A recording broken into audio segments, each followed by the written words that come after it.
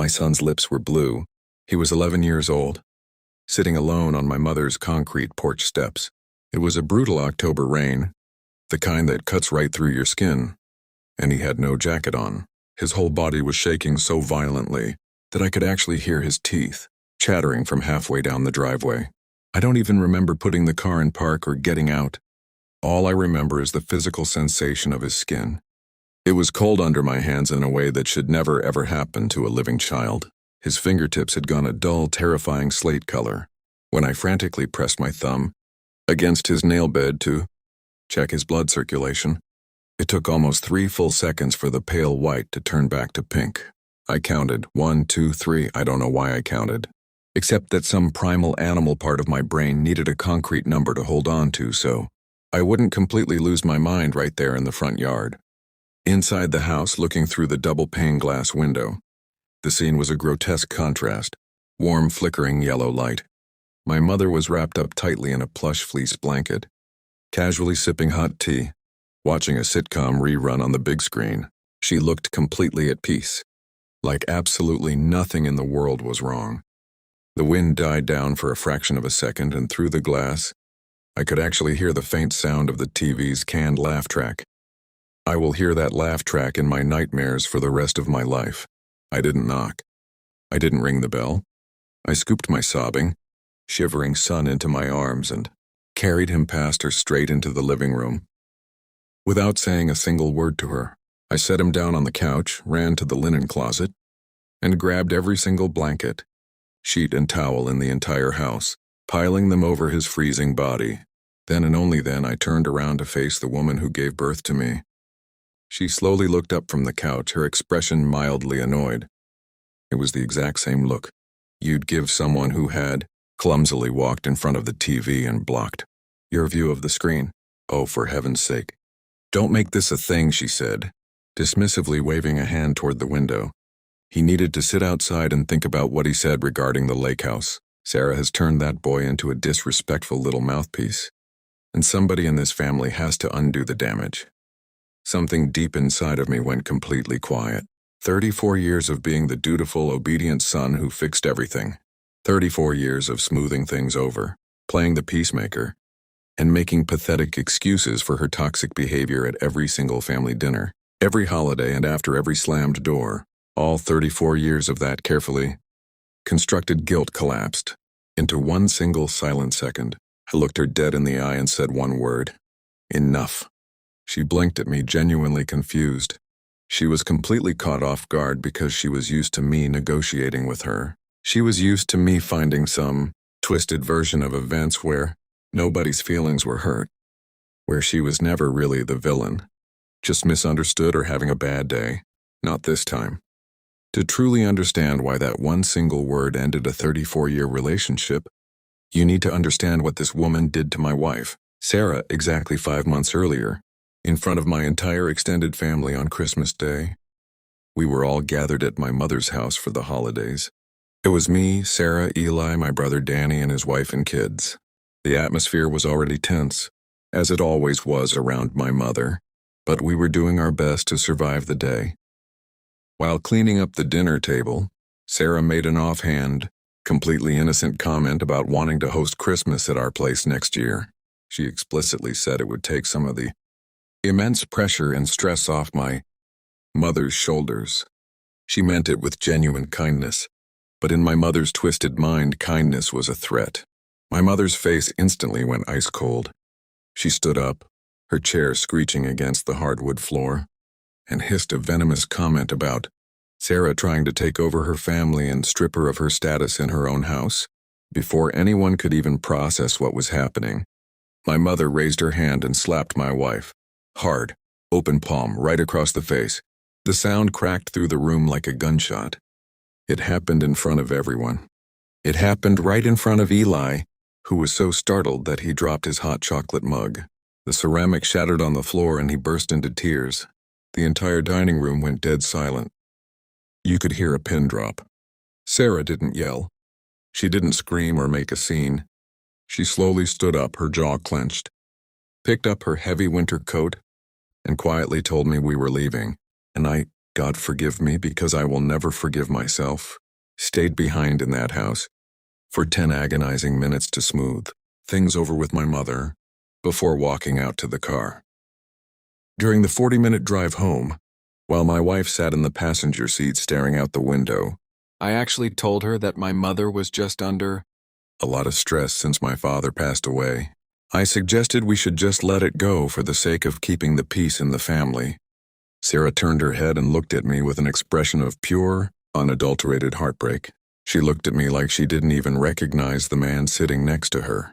For the entire drive, she kept her hand pressed firmly against her cheek, not because it still physically hurt, but because she didn't know what else to do with her face.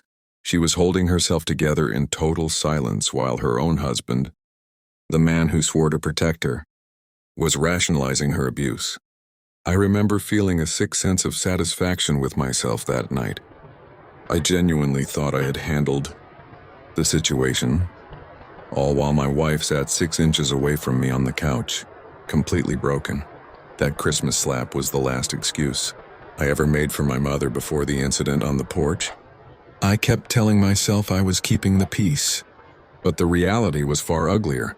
I was teaching my mother that her horrific behavior carried absolutely zero consequences.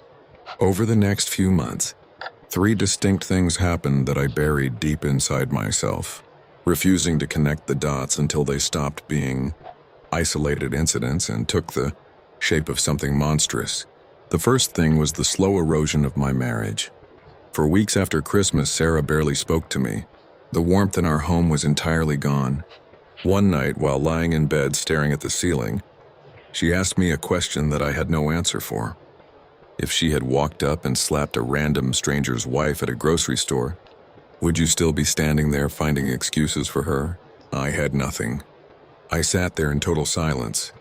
Some ancient, deeply ingrained survival instinct from my childhood, the desperate need to walk on eggshells to prevent my mother from exploding, kept overriding every single massive red flag that my wife was pointing out to me. The second thing was a memory that I had conveniently filed away years ago, under the label of just a bad day. It happened when Eli was only 8 years old. My mother had taken him to the local mall to pick out a birthday gift. Eli, being a sweet, normal kid, chose a Lego dinosaur set. My mother apparently decided, right there in the middle of the crowded aisle, that the toy was too babyish for a boy his age. She didn't just refuse to buy it. She forced him to physically carry the box back to the shelf himself while she loudly complained to the cashier right in front of him about how ungrateful and spoiled children were these days. Eli came home completely silent that evening and refused to eat a single bite of his dinner. When I gently asked him what was wrong, he just shrugged his little shoulders and muttered, "Grandma was just in a mood." I didn't push him for details. I didn't confront her. I chose to file it away in the back of my mind instead of seeing it for what it truly was: systematic emotional abuse. The third, and perhaps the most calculated thing, involved money and greed. 2 years ago, my father passed away from a sudden heart attack. In his will, he left our family's beloved lake house split equally 3 ways: 1/3 to me, 1/3 to my younger brother Danny, and 1/3 to my mother. That lake house was the only place where Eli truly felt a sense of freedom. We lived in a cramped, noisy city apartment, so that house, the wooden dock, catching his very first sunfish, the smell of sunscreen on the long drive home was his paradise. But my mother wanted the house whole. She wanted it exclusively in her name, and she had been ruthlessly squeezing both Danny and me for it ever since the funeral. Danny was the first to cave. After 6 grueling months of the absolute silent treatment, public humiliation, and family-wide slander campaigns, Danny broke. He legally signed over his third of the property to her for pennies on the dollar, just to make the psychological torture stop. But I refused to sell my share. I held onto it tightly for Eli's sake, and because she couldn't break me directly, her target shifted. The pressure found my 11-year-old son. It started out with small, insidious comments. She would offer to babysit Eli, and the very second Sarah and I walked through the door to pick him up, she would immediately criticize how Sarah dressed him or what she packed for his lunch. She would hand Eli an expensive gadget or toy, and then loudly remind him in front of the entire room exactly whose money paid for it. Sarah saw exactly where this train was heading long before I ever did. Your mother doesn't leave physical bruises. Sarah told me one night in the kitchen, her arms crossed tightly, her voice a low, desperate whisper so Eli wouldn't overhear us from the living room. And that is exactly what makes her so dangerous. She leaves behind broken children who grow up believing they constantly have to earn the right to be loved. I told her she was overreacting. I looked at my wife, the one person who saw the entire matrix clearly, and told her that she was the one creating the problem. I want to be completely honest here, because it would be far too easy for me to write this story and claim I was just completely blind the whole time. I wasn't blind. There were countless nights where I would lie awake, replaying the nasty things my mother had snapped at Eli, feeling a sick, heavy twist in the pit of my stomach. But by the time morning came, I would always successfully talk myself out of my own intuition. I'd remind myself that she drove 4 hours through a raging blizzard when I had my appendix out in college. I'd tell myself she had a horrific, abusive childhood herself, and that people who were completely starved of softness growing up simply forget how to hand it out gently to others. All of those facts were true, but absolutely none of them were an excuse. Believing that my mother was simply a damaged woman was a much easier pill to swallow than accepting the terrifying reality that she was actively, consciously choosing to inflict pain on a defenseless child. It took my 11-year-old son developing actual hypothermia 5 months after watching his grandmother slap his mother across the face to finally shock my system and prove exactly how wrong I had been. Back in that warm living room, with the laugh track still faintly buzzing from the television, I didn't yell at her. I didn't cry and I didn't argue. My voice felt completely detached from my body. I calmly picked Eli up, carried him straight out the front door, and buckled him into the car. You do not gamble with a child's core body temperature, no matter how much your mother insists that he's perfectly fine. The hospital emergency room was blindingly loud, chaotic, and smelled heavily of industrial antiseptic and bleach. The medical staff immediately recognized the severity of the situation. Within 90 seconds, a nurse had Eli stripped out of his damp clothes and wrapped tightly in a heated blanket. Eli just lay there on the gurney, staring blankly at the ceiling tiles. He was silent in a way that terrified me, infinitely more than screaming or crying ever could have. With shaking hands, I called Sarah. She arrived exactly 11 minutes later, still wearing her blue hospital scrubs from her own nursing shift. The look of sheer terror and fury on my wife's face when she rounded that curtain and saw our only son with an IV line taped into his small, pale arm is an image that will be burned into my mind for the rest of my life. She didn't yell at me. She didn't deliver a smug "I told you so." She just rushed to the side of the bed, took Eli's cold hand in hers, and began to cry quietly. I stood in the corner of that curtained cubicle watching them, finally realizing the full weight of my cowardice. I had spent years of my life fiercely defending the exact monster who had put my son in this hospital bed. The attending ER doctor, a sharp woman with tired eyes, began asking the standard routine intake questions. How long was he outside? Was he wearing a winter coat? Does he have a history of asthma or circulation issues? I answered every single question with absolute brutal honesty. I watched as her pen visibly slowed down halfway through, filling out the medical chart. She stopped writing entirely, set the clipboard down on the counter, and quietly asked me to step out into the hallway with her. Out there, under the dim, buzzing fluorescent hallway lights, the tone of the conversation completely changed. She wasn't asking me about the weather anymore. "Sir," she said, her voice low and measured, "hypothermia in an 11-year-old child in October is not an accident. Based on his core temperature, he was out in that freezing rain for a minimum of 2 hours. This is a mandatory reporting situation. I am legally required to notify Child Protective Services." The word hit me like a physical blow to the chest. CPS. My family was now a case file. But instead of the familiar urge to panic and protect my mother's reputation, I felt a strange cold wash of relief. "Do it," I told the doctor, my voice steady. "Please, report it.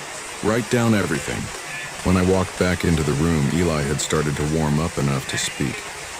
His voice was incredibly small over the hum of the medical equipment. "Dad," he whispered. "I didn't mean to say it like she said. We were just talking about next summer. And I said the lake house feels like it belongs to all of us, like a family place, not just hers." She got really, really mad. She told me I was a spoiled brat and told me to go wait on the porch until I met my apology. "Dad," I said sorry to her like 4 times through the screen door. I begged her, but she kept saying I didn't mean it enough yet. 4 apologies. From an 11-year-old child, standing in the pouring rain, begging for warmth, because he used the word ours to describe a family house.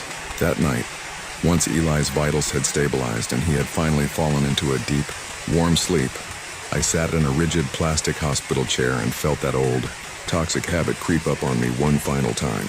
My brain tried out of pure survival instinct to build one last defense for her. She's 71. She's been so lonely since Dad died. Maybe she genuinely lost track of time. Maybe Eli was only out there for 20 minutes and his body just reacted badly. Kids exaggerate when they're scared. I actually allowed myself to think those thoughts while sitting 3 feet away from my son's hospital bed. It took me physically leaning forward and looking down at his small fingernails, which were still faintly tinged with a horrible slate blue color, under the white blanket, to shut that defensive voice up for the rest of my life. I pulled out my phone, walked down to the end of the quiet hospital corridor, and made 3 phone calls that completely unraveled 34 years of family programming in a single evening. The first call was to a family law attorney. I left a lengthy, detailed message on his emergency after-hours voicemail. I stated that I needed immediate legal documentation filed, emergency custody protections, strict no unsupervised contact language, and a formal request to subpoena the medical records from tonight's ER visit alongside the incoming CPS report as evidence. The second call was to my brother, Danny. I woke him up and told him absolutely everything that had happened. From the porch to the IV line, there was a long, heavy silence on the other end of the line. I could hear his rhythmic breathing through the speaker. Then Danny spoke, his voice cracking. She did something similar to my daughter last spring.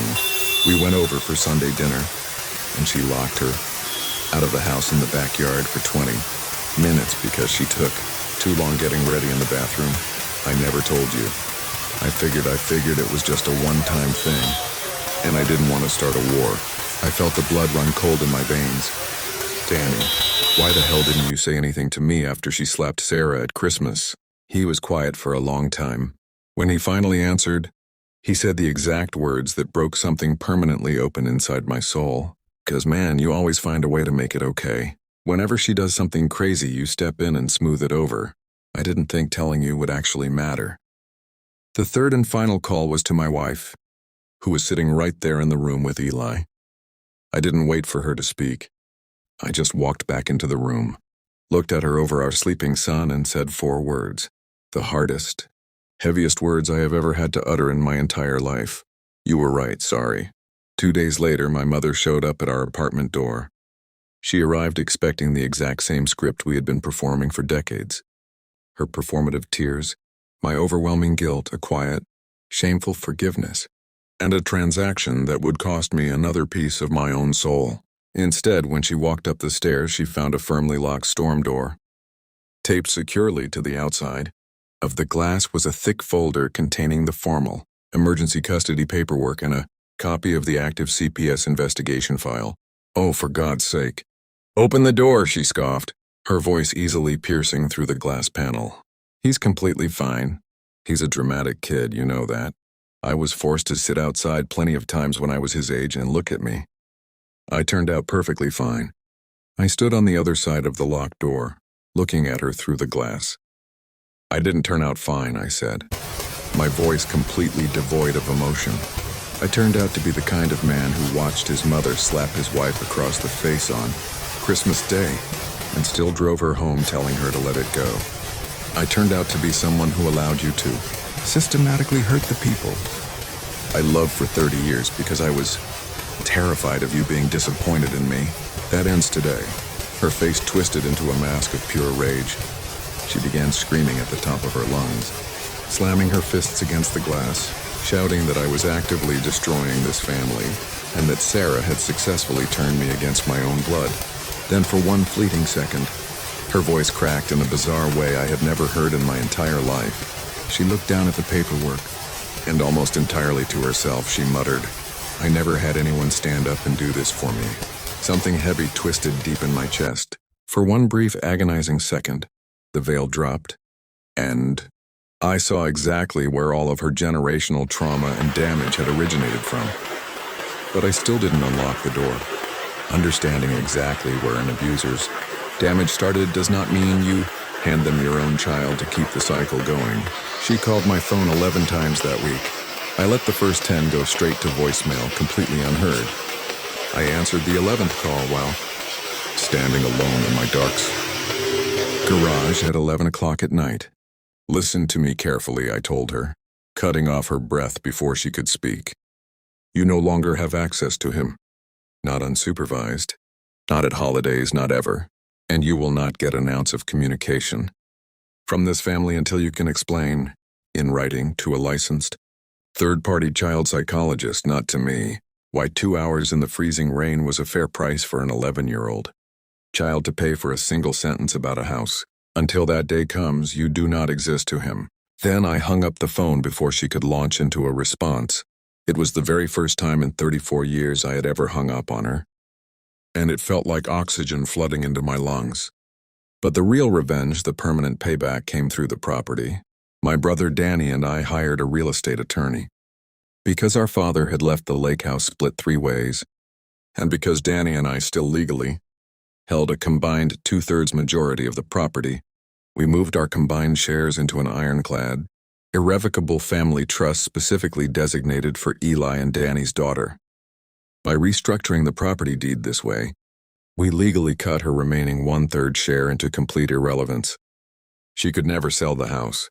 She could never rent it out. She could never leverage it for a loan, and she could never step foot on the property without our explicit, written consent. The one single thing she wanted most in this world? Total ownership, total control, and a weapon to hold over our heads became permanently, mathematically impossible for her to ever touch. Weeks later, I was out on our small balcony fixing the broken light bulb. Eli was standing next to me, handing me the tools. Out of nowhere, he looked up and asked why Grandma didn't come around or call anymore. I stopped what I was doing, climbed down from the step stool, and crouched down to his eye level. Because grown-ups are supposed to protect kids, Eli. They are never supposed to test them, I said, looking him straight in the eyes. She tested you. And before that, she hurt Mom in front of all of us. I allowed it to happen too many times because I was confused. But I stopped letting her. He didn't cry. He didn't look sad. He just nodded his head once. A slow, deliberate movement, like he already knew the truth deep down, and was simply waiting for me to finally have the courage to say it out loud. "Good," he whispered. That was enough for me, almost. The truth that people don't tell you about cutting off a toxic parent is that there is no magical, clean closure. There are still nights where I lie awake in the dark, wondering if I am the true villain in some twisted version of this story that she tells herself to sleep at night, the ungrateful, heartless son who abandoned a lonely, aging widow over one bad afternoon. I know deep in my bones that version isn't true, but I have learned the hard way that absolute certainty and emotional peace are not the same thing, and I don't think I get to have both anymore. My mother still hasn't apologized. Not really. Last month she forwarded a text message through my aunt. 3 sentences of performative regret, completely empty of anything real or accountable. She called it a misunderstanding. She genuinely thinks that time will soften me up the way it always has in the past. She thinks this will be just like every other slammed door, cold shoulder, and violent outburst she was never made to answer for. It won't. Because the compliant, broken version of me who used to absorb her damage in total silence just to keep the peace That man stayed behind on that concrete porch, in the freezing rain right next to my son. He didn't come back inside the house with us. Sometimes I think back on all those years. I spent feeling immensely proud of my ability to keep this family together. I thought about the endless phone calls I made to smooth over her horrific insults. The holidays I desperately salvaged. The arguments I diffused before they turned into something ugly. I genuinely thought that was a sign of my strength. What I understand now is that I wasn't holding anything up at all. I was just holding the door open again and again for a monster who kept walking through it to hurt the people I loved most. Eli doesn't ask about her anymore. Every once in a while he'll mention the lake house, wondering if we'll go up there this coming summer. I always tell him yes, just the three of us, Uncle Danny and his cousins.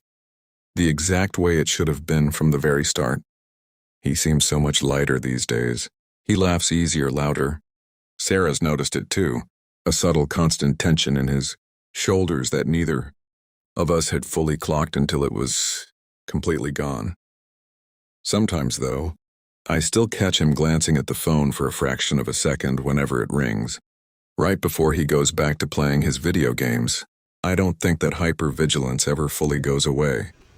I don't know that it should. My mother sent one final letter a week ago. It was longer this time, filled with calculated language. That sounds exactly like an apology if you don't listen too closely. She wrote about family unity, doing her best as a single mother, and wanting her family back.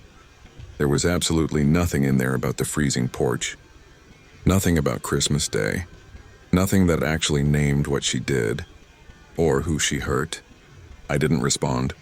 I didn't burn it either. I just slid it into the legal folder for our attorney. Some doors don't need to be slammed shut with theater. You just stop opening them. And some nights, when the apartment is completely quiet and Eli is fast asleep down the hall, I think about that terrified man who stayed behind on that porch in the rain. I don't miss him, but I understand him so much better now than I ever did while I was living inside his skin. He wasn't a weak man. He was just a terrified little kid who called his fear love, and it took his own son's blue lips to finally teach him the difference.